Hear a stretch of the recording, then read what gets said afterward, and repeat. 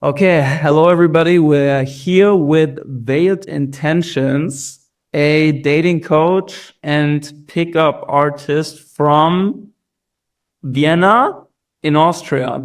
So I've got this guy here today because I've seen a couple of things from him. I found it interesting, and I feel like dating coaches for men and especially pickup artists get a bad reputation sometimes, but I don't think you can put them all in the same category. So we're just talking it through today, what his seduction strategy is, and what he thinks is important for men in dating, and how the feminism culture has influenced dating for men, and how that was reflected in his coaching experiences with men. So welcome, man. Nice to meet you. Yes, thank you very much, Arthur. Hello, guys. My name is Pat, and yeah, thank you for the invitation. And let's have a great interview here, a great video. Cool. All right, so let's talk about the heavy stuff first, because I had that in my schedule, and I find it interesting what dating coaches think about this. So in the last couple of years, when I went on this whole dating journey, and I started like really radically approaching women, I had huge social pushbacks to the point where I really like got kicked out of like groups for asking women for phone numbers. I was fired once for saying that if women want equality, they can approach men too, which for me is like kind of like the definition of female empowerment, but there was like a political organization. So they said I'm misogynistic, anti-feminist. So I kicked me out for that. I had like family little pushback because we have feminism on a family level also. So my experience was that if you're a guy, like if you go out and approach women in an assertive manner, let's say, that you get extremely you get a lot of pushback on so many levels that can be very hard to deal with. So what is your experience with that, and what do you think about it? Yeah, no, this is a big fear. This is a big fear of many guys out there. You know, especially when you first start game. Oh, there are so many feminists, and what others think about me, how others will perceive me, etc., etc. And I somehow never had this fear actually when I started back then. That there is a woke or feminism culture. My startings were actually I was on holiday in my grandma in Hungary. As you know, this is not big of a feminism country yet. No. Luckily. So, and I did, of course, in Austria as well, in a town, my grandma's town were like 30,000 people. And yeah, so everybody knew each other. So it was as well, it would have been dangerous for me as well to do spam approaches and ask every girl out, because there, first of all, the population is not even there, you know, to do it to that extreme. Second, you have to have social awareness and social intelligence or emotional intelligence to really get a feeling of what is too much and what not. And certain things, I said, most of the things are actually based on subcoms and yeah, the body language of the girl. You know, if she thinks something is too much, if she already has to verbally formulate it, put it into words, then you're already on the very extreme. You know, so you have to read. You have to read people. You have to get good at it first of all, to know yourself. Okay, is this too much already or not? You know, so that's a big thing. Yeah, I feel like this is the kind of the issue, because today you like, I will give you an example why I say exactly that. You are expected to read the mind of the woman if something is too much, and if you don't, then you're the bad guy. So 2 years ago, the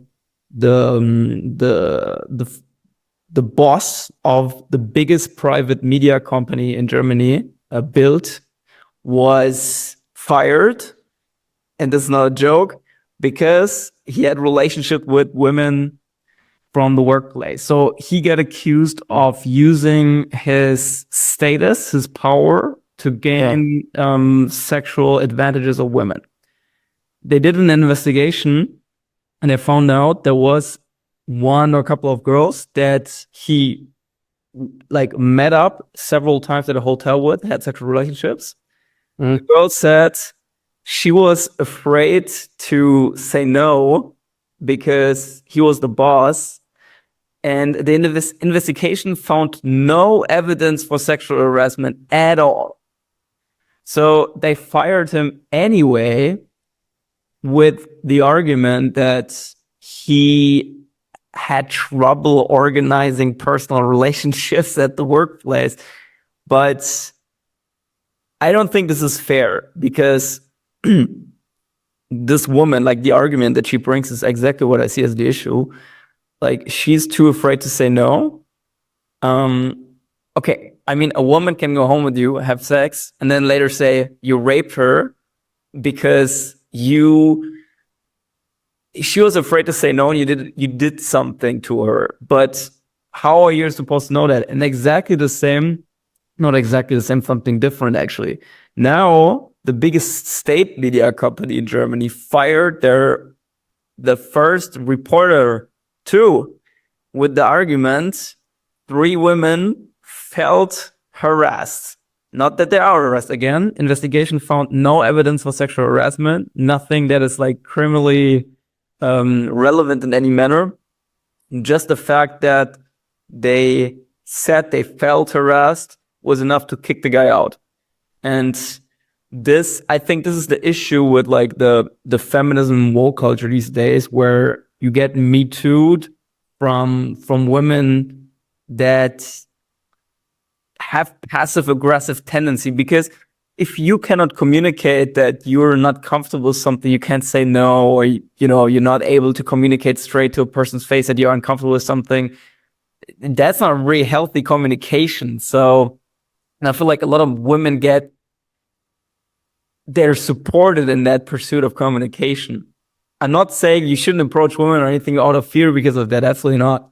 But have you seen that this kind of mentality had an impact on like how relationships between men and women developed in Austria, for example? That's I would say let's shift it actually a little bit towards something else, because it's good that we have the interview in this month, because as we all know, this month there are some I would say disturbed people impose something on or disturbed individuals imposing something on normal people, or trying at least to impose their worldviews, impose their ideologies. And you as a normal human being, and why do I say normal? Because it's an abnormal form by nature, and this is a fact. So you feel, as same with the feminism, that this must be the majority. So you, as a person, feel actually in the kind of minority. But if you check actually stats, like statistics, you quickly find out, a quick Google research, how many of the world population are like this, and you find out it's only 5%. So 5% of those people, and just by financed media, by mainstream media, financed by the elites, is imposed to us as something which is you will think like, oh, this makes up 50% instead of 5%, which is not the case at all. And the same, why do I tell this? Because the same goes actually for feminism. And you as a man out there, you think, oh, everybody is like this, and I hear about feminism, I see so much feminism, etc., etc. I'm actually discouraged as a man to start game or start approaching women, because this and that can happen to me, and this is a very small percentage. I never noticed, or it never happened to me personally. It never happened to me in my surrounding. But I know in this community, the pickup community, but of course there are as well many weird pickup artists out there. I don't like the term at all, but there are many weird coaches out there and many weird men in general. So it's just a matter of time until this happens to them. But as I said, this is a very small percentage. And why do I say that? Is as well to not make guys to not get guys demotivated of taking action, but you have to know how to take action, And if you, of course, push and push, as we said at the beginning, then sooner or later this will happen to you. And the same with feminism. Like now you could say like, oh, Pat, but I see only feminism. All the girls I approach, they tell me, "Hey, stop being misogynistic," or "Why do you approach us? You're a creep," etc., etc. Of course, it's not true that you exactly attract what you are, because you obviously are not. You don't fall into the category. But I would say you attract how other people perceive you, or how other people see you. And by that I mean, if you are a guy with let's say you're for example in the streets full of drug addicts. I'm sure in Germany there are some spots where like I lived there. corner. I lived in Frankfurt in the central station area. I lived there before I moved to South Like example. America. And I mean, it's rough, man. Hardcore place. Anyway, So okay. if you go there like a hoodlum, dressed shitty, smell like shit, look like shit, of course you will ask by those people, "Hey man, do you have heroin? Can you give me a shot?" You know? And you think like, what the fuck happened? Like, why do they approach me? I don't even want to have those people. I don't want to be even associated with those people, but why this is happening to me? Why is this happening to you? Because you give them the impression that you are. It's like the same with feminism. If you're a guy with a low testosterone, like, and walking around with your, I don't know, pink t-shirts, flower power t-shirts, and then of course sooner or later you will. There are girls who will think, "Oh, you're one of those guys with that same ideology," you know. It's a good point that you make. Dostoevsky said, "You're responsible for what you do, but for what everybody else does." And what he meant by that is the world is your mirror. So if you live in a fucked up world, maybe you play a role in it. And I think this is actually the case because, to a certain degree, I guess, because that's hard to have evidence for. But a lot of men let themselves be discouraged, including me in the past. Why didn't I approach women? Why didn't I talk to women? Because I was afraid of exactly that. So I went out and exactly it happened, but a much worse like circumstance that I would have thought. Anyway, but if you submit to that kind of ideologies, you let them rule by their nature. So if men don't stand up, if they play this game, then they get the power, right? So they play that role in that too. And especially from the guys that I talk to, I always tell them, like, look, it's your responsibilities to do it anyway, so we can change the dynamic, so we get the power back, and not like some radical feminist or something. So anyway, that brings me to the next point.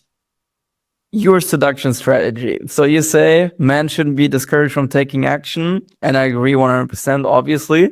So how do men take action? What's the most effective seduction strategy in 2024, if you break it down?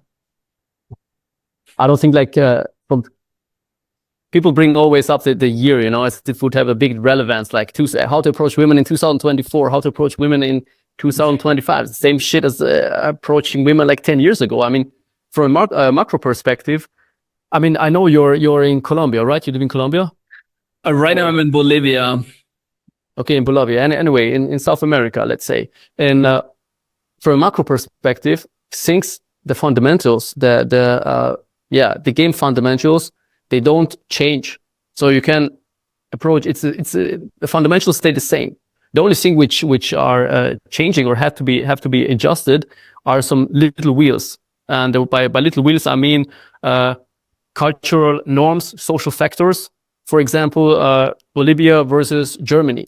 There are some cultural and social factors here, but the fundamentals stay the same, you know. And the same goes, as I said, like game is applied like in every country in the world. The fundamentals are the same, you know, how to get women. What are the fundamentals? Like fundamentals of attraction, for example. Fundamentals of attraction. What do women find attractive in a man? How they perceive attraction? How they perceive like a high value man? For example, like the term DHV, demonstrating high value as a guy. Then how they perceive like sexual tension, like how to build sexual tension, for example, how to flirt with a woman, how to body language, for example. body language, tonality in every country. It doesn't even matter if you know the words or not, if you can speak that language or not. Those things. That's why I say as well, if you don't have a clue, if you don't know the language at all, and maybe you had this issue at the beginning when you went to South America, your Spanish wasn't perfect. There as well, your only thing you can do and how people interacted before there was any internet, through body language and through tonality, like raising their voice or not. You try to bring out something in your language, and this always stayed the same, you know. And they always perceive it. Oh, is it an aggressive tone? Is it what does the person want from me? How does the person look at me? So I'm curious about something that's called social status, because I think a lot of what attraction for men is based on is perceived social status. And I realized that when I moved from Germany, where I was basically broke ass guy with nothing, and I went to Colombia, and suddenly I'm like double, triple earner of the average person or something in the beginning. And my attraction from women, I don't know, but like my success with women, like the effort that I needed to put in was just much lower suddenly. And I think it's something that you can use for yourself also within Western countries more than I did when I was still there. I think a lot of the times I went to locations where I had low social status or low perceived social status, which was the reason for a lot of my failures early on. So what do you think is like a good way to get yourself into like a perceived social status position if you're meeting women in Europe, for example? You mean in Europe, you don't mean any specific country, right? Like in general. Yeah, in general. Like let's say Western Europe. Yeah, I mean, don't see it really as I know there are many guys who try to how do you say, fake it till you make it, you know? Try to steal some lines here and there to DHB themselves, demonstrate high value for the guys who don't know, and to kind of fake this persona, fake this status, create an image of somebody they are actually not. But sooner or later, this image gets shattered, because reality at the end of the day always wins, you know, and you can only fake it to a certain point. And by social status, I mean, what is social status to a woman? What does she, when she meets you, what does she see of who you are? You know, social status, for example. And here lies as well a big misconception of many extreme red pillars. And as I said in a last video as well, no matter which pill, like black pill, red pill, blue pill, any pill taken in a high amount can cause damage, you know, and shifts you in a really harmful extreme of your mindset, your everything. And this is very dangerous, because it's not like what Red Pill said, like, it depends on women. Like, it depends for women how much you earn. You have to be a millionaire to get women. You have to earn, I don't know, a certain amount of money. You have to, drive, I don't know which car. You have to live, I don't know where. Or the black pillars, you have to look in a certain way. So you're attractive for women. Otherwise, you will get rejected and you won't get anything. That's very harmful to man. It's so funny. Like every of those pills just take out something and says all about that. And if you don't have it, you're fucked, right? So as you said, like black pill takes it as the looks, red pill takes it as the money. And I just want to throw that in there at this point. So the biggest study done about human sexual behavior was Professor David Buss. So he's an evolutionary psychologist who's on the borderline of getting canceled also, which is kind of funny, because he did studies. He went on college campuses and he did like a guy who approached 100 women and he asked them straight for sex. Like, let's go to my partner and have sex. And surprise, like everybody says no. So they reverse it. And they say, they take a woman who approaches one of men and asks straight for sex. Now 60% say yes. And for this kind of studies, he was already seen as controversial, which I think is ridiculous because actually just demonstrate like basic biology. But anyway, so what they found about like 60 cultures across 60 cultures is the most common factor for women choosing their mates is resources. So that the answer to that question. So that's quite shocking because you think, okay, red pills are right, all women are gold diggers, game over. No, but that's not true because afterwards he brings out a couple of exceptions for that rule and why women deviate from that. So the first one is that most men with resources are old and they have poor sperm quality, so their reproductive value, they're low. So that's why women tend to go for men who are 3 to 5 years old on average, because they are high in social status, they can provide security, but they also have high sperm quality.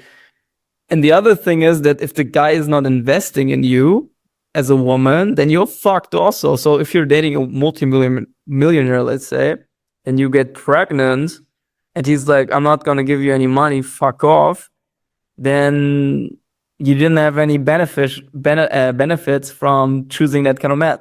So it seems like what they're also looking for is a guy who's willing to invest in them and who cares about them, not in a transaction. Emotional investment. Yeah. Yep, exactly. So, and I think those can change depending on the women. Like some women think it's more important to have security. Some women think it's more important to have connection. So I guess it depends on the woman.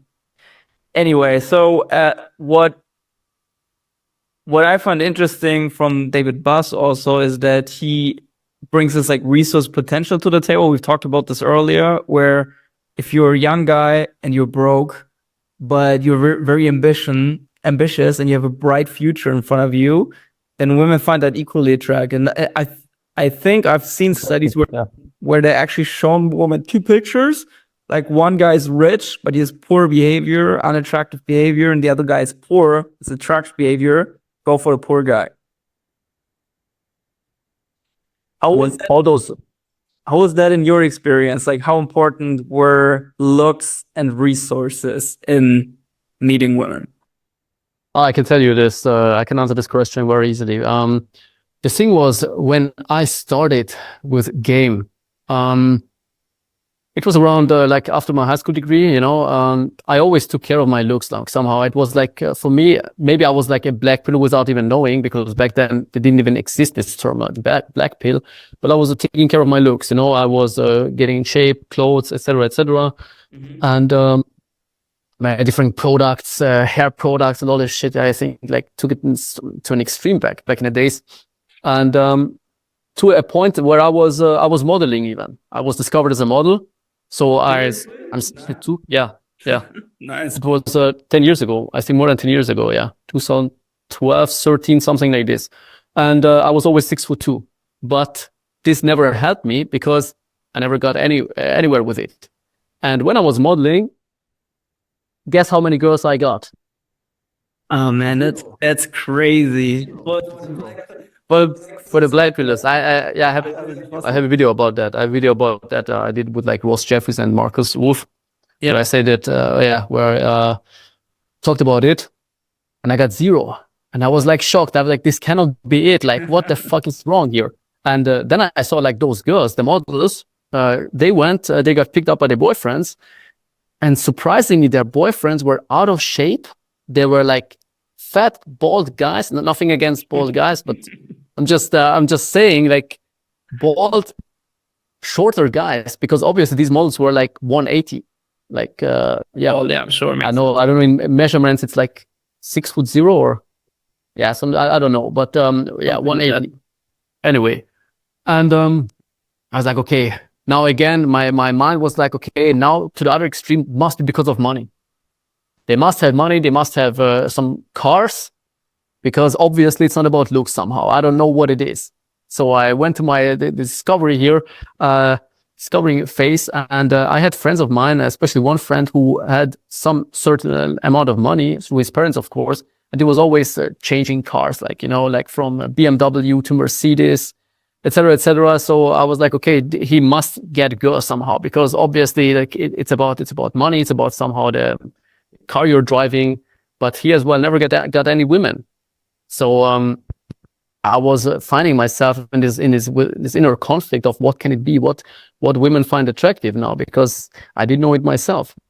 And then I went to this, I read myself deeper into female psychology, and found out myself that the harsh truth, which is fortunately for many men out there, not what I thought it is, but back in the past, but it actually is. Okay, and what's the harsh truth about female psychology? You have to answer that question now.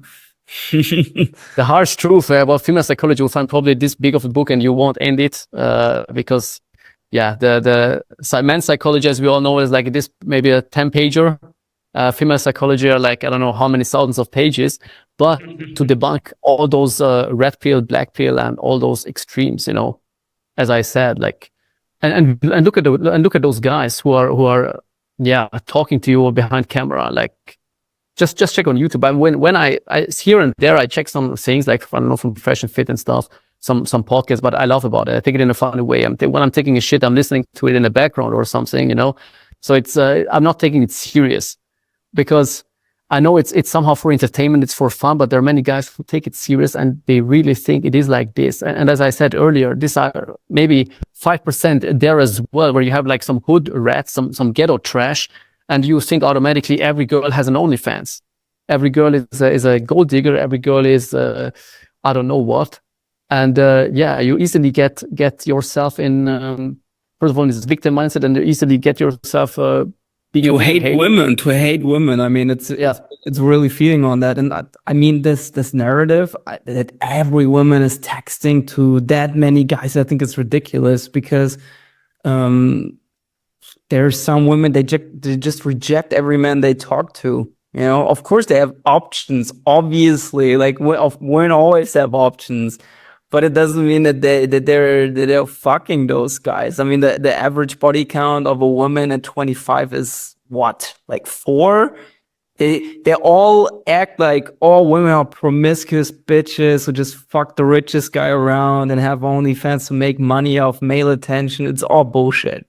Like, look, most women have a couple of relationships and maybe a couple of casual encounters and nothing more than that, really. So just thinking that all women are promiscuous, whatever, have high body counts in the West now, whatever, it's just not the truth. And you have to do one Google search on average body counts to find it out. So I don't know. People don't seem to question that narrative, including Andrew Tate, by the way. Like, I'm thinking to myself, like, man, before you do this kind of statements, like, did you research that stuff? If it's actually true, or is it just like a theory that you base on your personal experience? And I think this is problematic. Like, if you eliminate objective data and you just base it on your personal experience, if you have negative personal experiences, then you're gonna have a really negative view, and you can see that in the insults. When I talk to them, they think their personal experience is reality. But no, it's not. I have to say, Reddit is full of insults. It's the worst. Absolutely. Yeah. It's the worst. All right, man. I'm actually running out of battery, but this was a nice talk. Thank you for the insights. And where can people find you if they're interested in getting coached by you? VeiledIntentions, YouTube. Pat VeiledIntentions on Facebook. We have a Telegram channel as well. If you want to find me, you will find me. And I did collabs with many other great coaches. And just check out the interviews on many different topics. And again, I want to thank you for the invitation, man. It was nice to talk to you and get your insights as well to this topic. And thanks.